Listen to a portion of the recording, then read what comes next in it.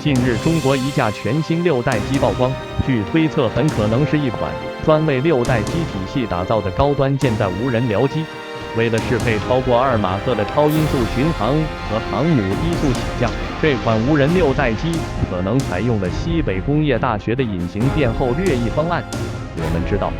，20世纪后半叶曾经勃发出一阵变后掠翼战机设计潮流，并且诞生了前苏联米格23、米格27、苏17、苏24、图22案、图160多款变后掠战机，以及美国的 F-111、F-14B1B 和欧洲狂风变后掠翼战机。特别是 F-14，作为唯一的变后掠翼舰载机，其所代表的不只是美国海军舰队巅峰战力的冷战符号，还有那个军用飞机科技高歌猛进的盛世。可这股潮流很快烟消云散，迄今为止再也没有新的变后掠翼战机服役。但实际上，航空界对于可变翼研究一直没有被放弃，作为技术储备，在各种项目里持续研究。虽然中国第3种6代机是否为舰载无人机，是否采用了变后掠翼方案尚无定论，但是通过一窥变后掠翼，特别是变后掠翼舰载机的历史和技术演进，可以帮助我们更好探讨在新技术和新材料涌现以及作战需求升级的背景下，老技术能否实现螺旋式上升并焕发新生。我们知道，后掠翼因为具有降低升力法向速度，从而推迟机波产生等作用，而经常成为追求高速飞行性能的设计的首选，但其却拥有诱导阻力大、需要高迎角才能达到高升力、精益效率低等缺陷，同时还缺少平直翼的低速特性。因此，变后掠翼本质上就是希望兼顾平直翼和后掠翼的优点。变后掠翼最早仅是用来测试后掠翼性能。纳粹德国的梅塞施密特 P1101 的后掠角只能在地面调校，然后试飞，就可找出最合适的后掠角。战后，一架完成度达到 80% 的 P1101 被运抵美国纽约的贝尔飞机工厂，总设计师罗伯特·伍兹在其基础上研制出世界上第一架真正能在空中调整后掠角度的变后掠翼机 X-5 试验机。其机翼后掠角范围为20度至60度。格鲁曼的工程师们很快发现，变后掠翼几乎生来就是用于舰载机的。格鲁曼研发的美国海军变后掠试验机 XF-10F 美洲虎很快设计完成，并于1952年5月19日首飞。从60年代开始，随着防空制导武器的发展，普通轰炸机在战场上的生存状况变得愈发艰难。具备超音速飞行能力的战斗轰炸机在战场上的地位开始上升。战斗轰炸机的设计需要平衡起降性能、超音速飞行、大载荷和长航程等战绩指标。加之那个美苏疯狂扩充和军备的年代，双方都不能确保一旦开战，空军基地的跑道还能正常使用。大力缩短起落距离、降低起落速度也是在残余跑道或备用公路起降的主要技术手段，这是变后掠翼的另一个动力。而苏联因为当时的国际形势，更需要将战机部署在前线机场，特别强调战机的起降性能，因此非常重视发展变后掠翼战机。另外，美国空军和海军在那一时代都同时装备了多种型号的战机。当时美国国防部长麦克纳马拉希望用少量的资金来满足各军种的军机需求，于是1961年9月，美国国防部强制整合空军的全天候低空高速远程战术轰炸机和海军的长制空舰载拦截机的需求，正式启动 TFX 计划的研制工作。这个计划就是通用公司的 F-111 战机。作为第一款采用变后掠机翼的实用战机， F-111 变后掠翼可动段采用全翼展前缘凤翼和后缘双凤经翼，两个活动机翼间使用一根长 4.2 米的第6 AC 特种钢制成的核行梁。飞行员使用液压系统控制机翼的后掠角度，调整范围为16至72.5度。采用2台 TF30P-100 涡扇发动机，最大飞行速度 2.5 马赫，最大起飞重量 45.3 吨，实用升限20100米，航程6760公里，基本型可以搭载8吨多的弹药，其战术指标颇为强悍。1968年3月17日，6架 F-111A 便抵达位于泰国的美军基地塔克利机场，以便进入北越进行作战测试。可惜出师不利，仅仅1个月内就被北越地面防空炮火击落2架。苏联则派出领队弗拉基米尔·阿布拉莫夫将军、少将飞行员叶夫盖尼·安西菲洛夫、防空部队无线电兵司令格奥尔及及契科将军在内的43名专家前往越南。4月22日，苏联专家通过无线电干扰使编号为660024的一架 F-111A 与基地失去了联系。然后苏联飞行员安西菲洛夫命令 F-111A 飞行员在北越的内排机场降落。最终这架土豚被拆解并秘密送到了苏联。海猪 F-111B 舰载版麻烦更多，由于缺乏舰载战斗机的研制经验，通用动力与格鲁曼合作组装和测试 F-111B。出于缩短长度和改善世界的需要， F-111B 的机鼻大大缩短，还减重超过1吨，不过其空重仍达到了21吨。基于变后掠翼，工程师们勉强将飞机的着舰速度降低到了213千米每小时。这架庞大的战机终于在珊瑚海号航空母舰上完成了降落。但是飞员乔治·马雷特仍称 F-111B 是我曾经飞过的最糟糕的飞机，海猪根本不可能成为一款战斗机。显然 F-111通用性要求阻碍了项目的进一步推进，并大幅度增加了成本。美国空军于1998年将其所有的 F-111A 退役，其战术轰炸任务由 F-15E 打击鹰所取代，而超音速战略轰炸任务则是由 B-1B 枪骑兵取代。随着2011年12月2日澳大利亚空军的最后一批 F-111退役，该机正式退出历史舞台。如今，土豚的身影只能在航空展的放油燃烧表演中寻觅。1968年6月21日，即 F-111B 项目被取消后不到2个月，在新任国防部长克拉克·克利福德推动下，美国海军便下发有关 VFX 计划的征求意见书。其设计要求包括飞机采用串联式双座布局，装备2台 TF-30P-412 发动机，可配备不死鸟、麻雀和响尾蛇等空战武器，飞行性能应高于 F-4J 鬼怪2战斗机。为了应对苏联的图 22M 逆火轰炸机的空机反舰打击，新式战斗机必须具备在距离航母战斗群160至320千米以外的区域执行为时2小时的巡逻任务的能力。参与 VFX 计划竞标的，除北美洛克维尔公司 NA-323 使用固定翼方案以外，其他都是有利于增加航程的高升组比变后掠翼方案。其中赖道的变后掠翼 F-4J 方案有一定的竞争力。我们知道 F-4鬼怪因为刻意追求高速性能，以避开近距离缠斗，所以低速状态下操控性较差。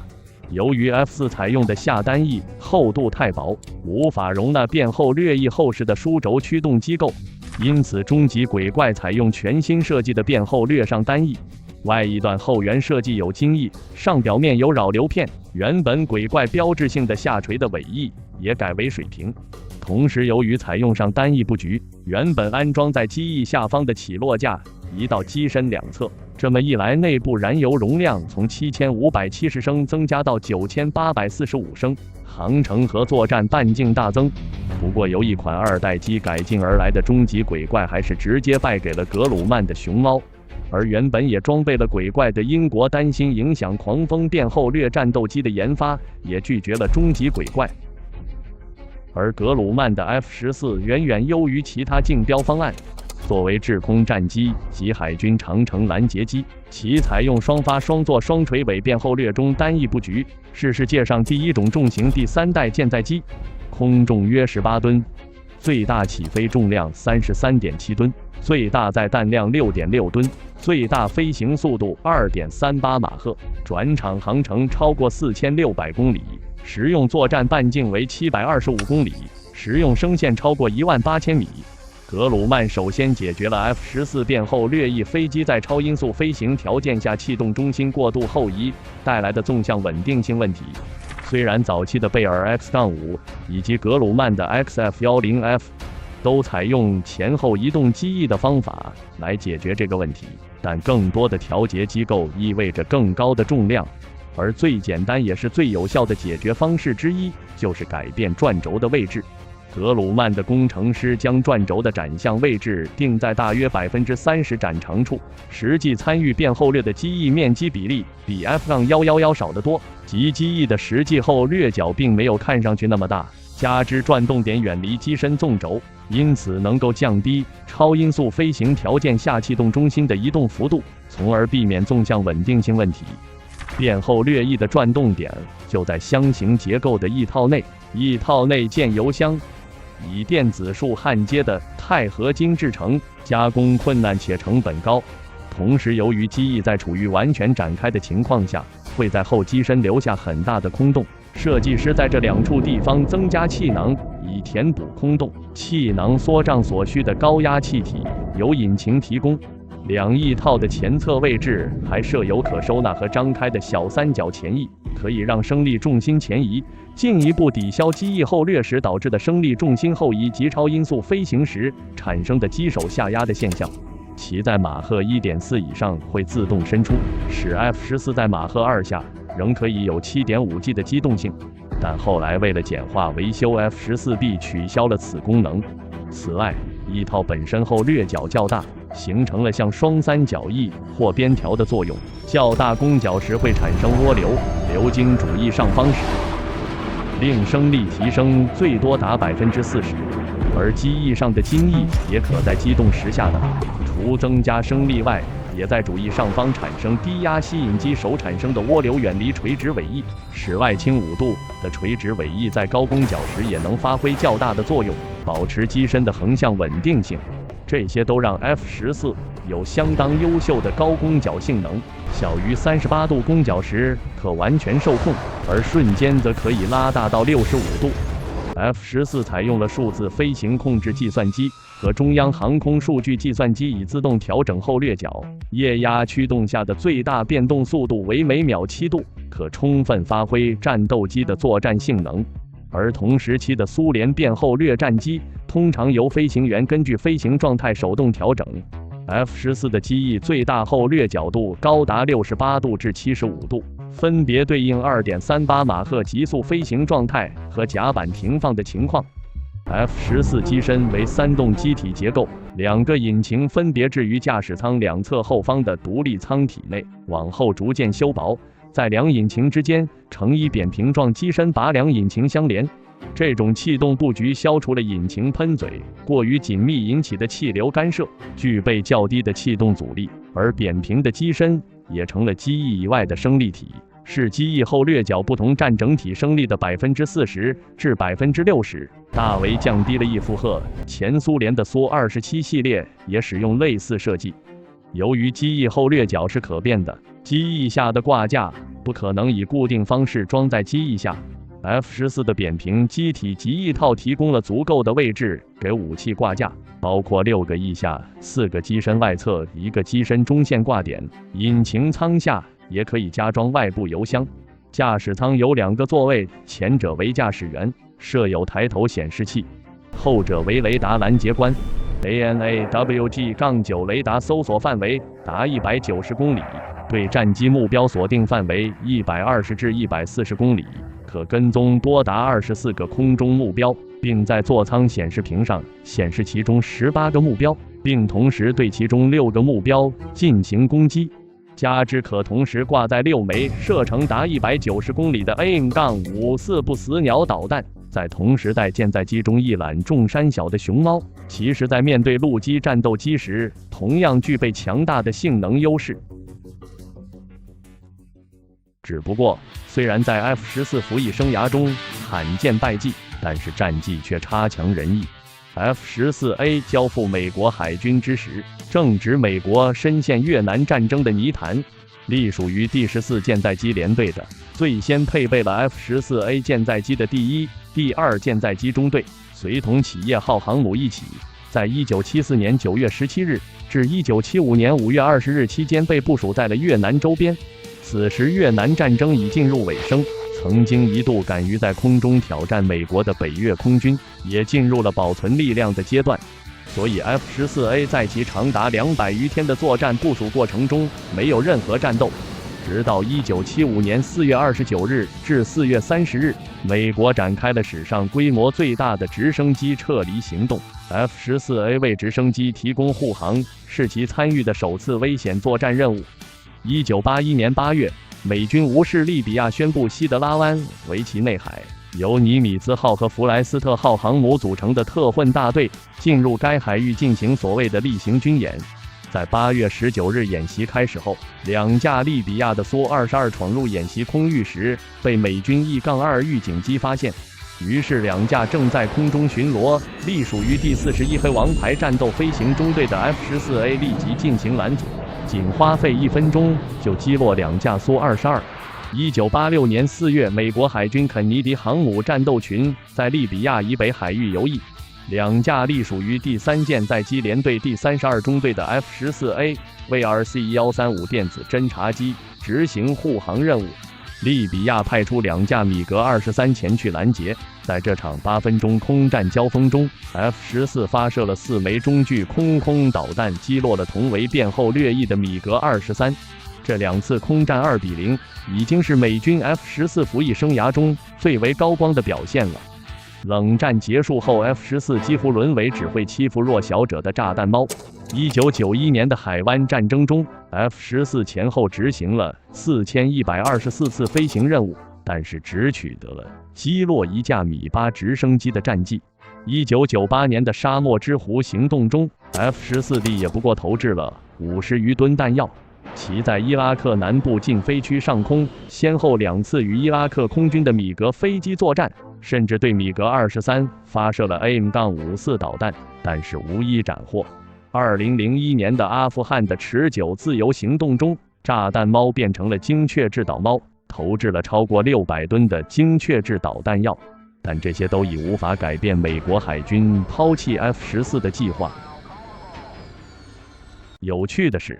这款曾被美国寄予厚望的战机，反而在敌人手中战功赫赫。1970年代，君主立宪制的伊朗与美国建立起了良好的外交关系。这款外形优美而不失威严的战机，捕获了时任伊朗国王巴列维的芳心。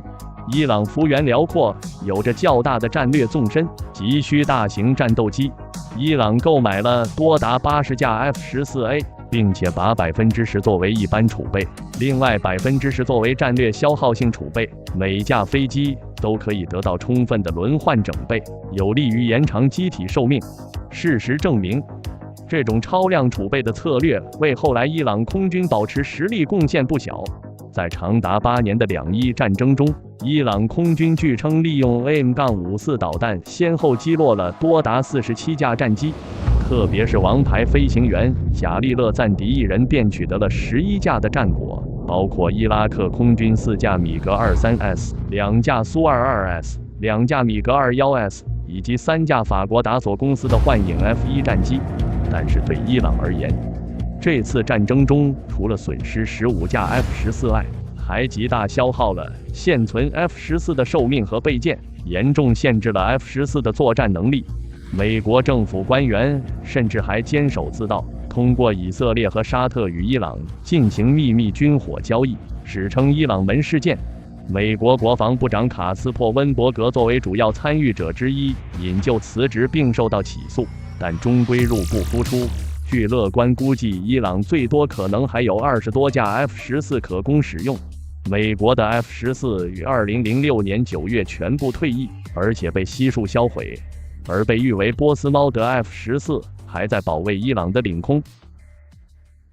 关于 F-14的继任者，美国海军在1988年提出了 NATF 海军先进战术战斗机洛克希德携 NATF-22 参与了竞标及变后掠翼 F-22 舰载机。不过洛克希德可能有点天真了，美国海军很不喜欢 F-14变后掠翼高昂的维护成本，还认为 NATF-22 的最大起飞重量已经超出现役航母的承受范围，不想重犯 F-111B 变后掠翼舰载机的错误。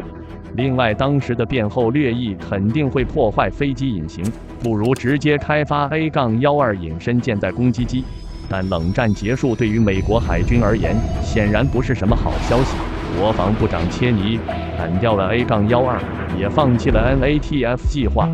美国海军需要的是一款价格与维护成本低廉、面面俱到的多面手。虽然从1983年1月7日就开始服役于美国海军的 FA-18饱受样样通样样松的批评，大黄蜂的边条产生的涡流增强了低速和大仰角的升力，同样可以产生兼顾低速和高速性能的作用，与边条的作用类似。1987年8月17日首飞的苏33舰载机，则在苏27基础上增加了压翼，形成三面翼布局，以提高舰载机的起降性能和机动性。虽然边条或压翼的调整能力远不如变后掠翼，但付出的结构和重量代价也非常小。从某种意义上说，大黄蜂代表的边条翼终结了熊猫代表的可变后掠翼。但必须看到的是，熊猫除了出勤率50%小于超级大黄蜂的70%，其他方面包括极速、升限、航程、最大起飞重量、空战推重比等都远优于后者。比如2001年美军在阿富汗发起持久自由行动时，在战争的前3个月，舰载战斗机承担了美军75%的攻击架次和50%的弹药投送。把载弹量及航程一并考虑的话， FA-18EF 的载弹量只及 F-14D 的50%。当时攻击阿富汗境内目标要飞行1328公里。F-14D 携带4枚907公斤的激光制导炸弹，2枚不死鸟及2枚响尾蛇导弹，675发20毫米子弹及2个外挂油箱，航程达805公里，只需空中加油一次就足以完成攻击阿富汗的任务。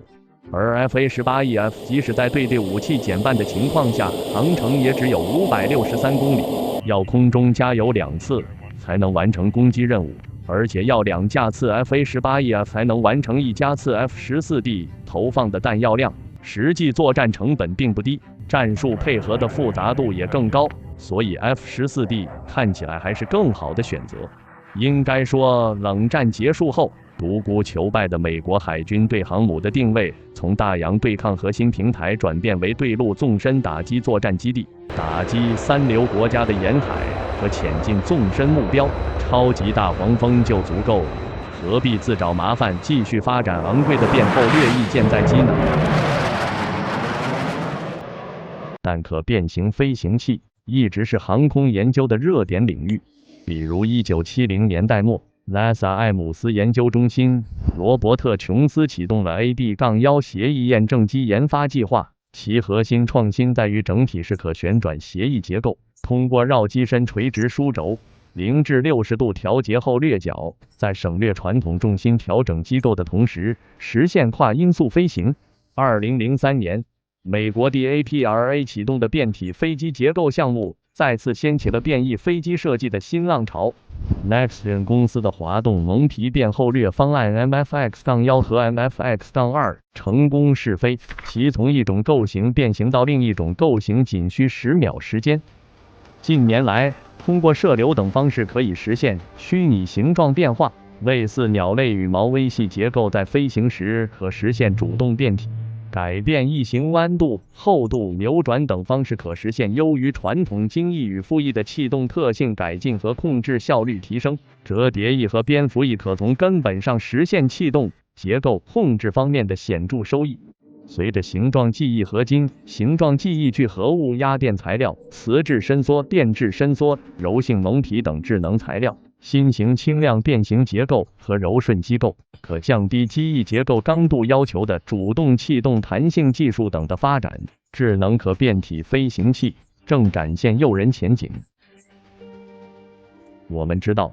为了保证优秀的隐形能力，6代机的可变形机翼或气动控制面都非常依赖隐形柔性蒙皮来保持变形或偏转后机体的光滑柔顺。蒙皮材料必须能够承受足够大的变形，且在变形过程中要有足够的刚度来维持机翼的气动外形。同时在变形过程中，材料的剪切模量要尽可能的小，以减少驱动器对能量的要求。西北工业大学在柔性隐形蒙皮领域的研究处于国际前沿，其技术路线聚焦于可变形飞行器的隐身需求，尤其是各种六代机和高超音速飞行器的应用。显然，六代机存在高速跨域化的需求，需要实现高低空、高低速下的最优飞行匹配能力。对于不过度追求起降性能的陆基六代机，其设计上可以更倾向于中速和高速性能，而没有必要采用可变形设计。但对于舰载六代机，在重型机体量以及抛弃垂尾和平尾控制面的情况下，要实现超低速降落2马赫巡航速度、3马赫的冲刺速度，就必须采取可变形设计。为此，沈飞的歼50采用了开创性的可变几何边条和基于兰姆达翼的全动翼尖，基于应变率 6% 的镍钛诺形状记忆和经变形骨架，可承受2万次折叠循环的碳纤维硅橡胶柔性隐身蒙皮。歼50的边条可以实现面积调整，在短距起降、亚音速飞行和大迎角时，大边条生成强涡流增生；长时间超音速巡航时，减小边条面积以降低激波阻力，提升突防隐形能力，减少热效应以降低红外辐射。在风洞测试中，相比传统固定边条，其亚音速升力系数提升幅度达 20.8%， 超音速阻力系数降低 21.9%，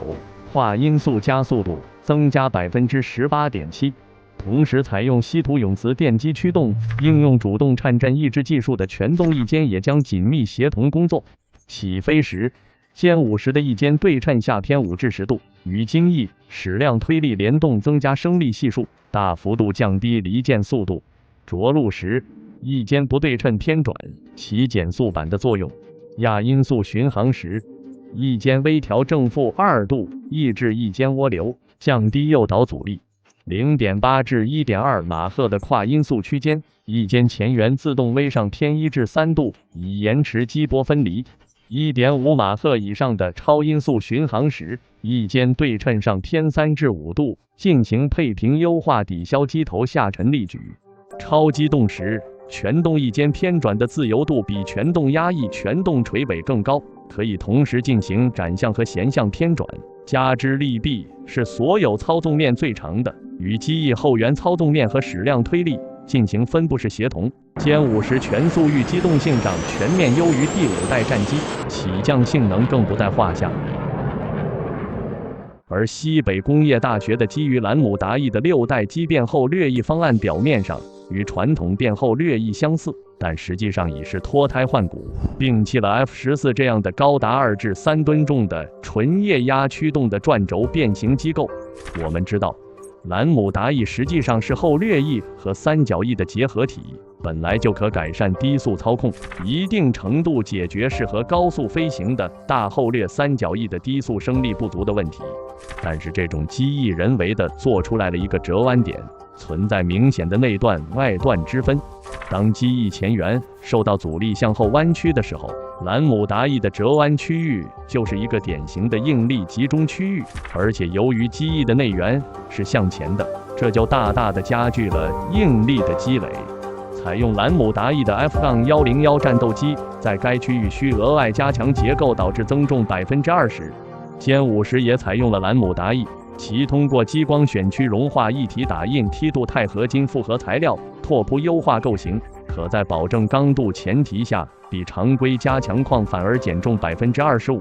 使古老的兰姆达翼焕发新生，重返战斗机设计舞台。而西北工业大学的变后掠兰姆达翼除了采用这些先进制造技术外，其变形机构正好位于兰姆达翼的内段和外段之间，因此和 F14 类似，实际参与变后掠的机翼面积比例不多，加之可变段远离机身纵轴，因此能够降低超音速飞行条件下气动中心的移动幅度，从而避免纵向稳定性问题。采用液压电动混合驱动的钛合金 3D 打印的双铰链复合转轴，其重量、体积、强度和疲劳寿命远非 F14 的纯液压驱动的转轴变形机构能比。机翼后掠角可在起降模式至超音速模式之间连续调节，驱动响应时间比 F14 大为减少。可动后掠段设计成一身融合内部的滑轨柔顺机构，机翼外缘轮廓线始终保持连续平滑过渡，因此不会出现传统旋转关节角度突变导致的雷达散射增强。可变翼段还必须采用新型柔性隐身蒙皮进行覆盖，以便对可变机翼外缘轮廓进行精细修形，遮蔽可能的铆钉、活动机械结构和缝隙等，避免了任何额外的散射源。西北工业大学研发的多光谱隐身蒙皮及其自适应系统，不仅能有效吸收宽频段的雷达波，还在材料的轻量化、耐用性和耐高温性能方面达到了新高度。其表面覆盖聚酰亚胺薄膜，可防雨蚀、防紫外线，耐300°C高温。中间功能层采用石墨烯液态金属超材料谐振环，实现2至18 GHz 全波段吸波，甚至覆盖到 PL 波段。机体采用碳纤维硅橡胶柔性编织布，可阿深30%，可防弹，可耐600°C瞬时热冲击。这种兰姆达 E 隐形变后掠方案应该比歼50的可变几何边条和全动翼间的增重更多，但胜在技术成本和制造成本相对更低。特别对于舰载无人机没有载人相关的空间和重量的累赘后，隐形变后掠方案可以兼顾超低速降落、中速巡航、超音速冲刺、小停机空间、超大航程，可能会成为下一代舰载无人6代机的构型。变后掠翼正在从经典弹过时的符号蜕变为6代机体系中的智能控制、先进材料和作战需求的耦合枢纽。它既让战机在超音速与低速极端工况间自由切换，又在隐身、航程与舰载适应性上形成代际优势。舰载无人6代机对跨域机动性和空间适应性的苛刻需求，恰恰为变后掠翼的螺旋式复兴提供了绝佳舞台。随着柔性蒙皮、分布式柔顺变形驱动等技术的成熟，昔日因复杂而被放弃的气动智慧，将以更轻盈、更隐身的姿态螺旋回归，进而重塑未来海空战场的机动与杀伤规则。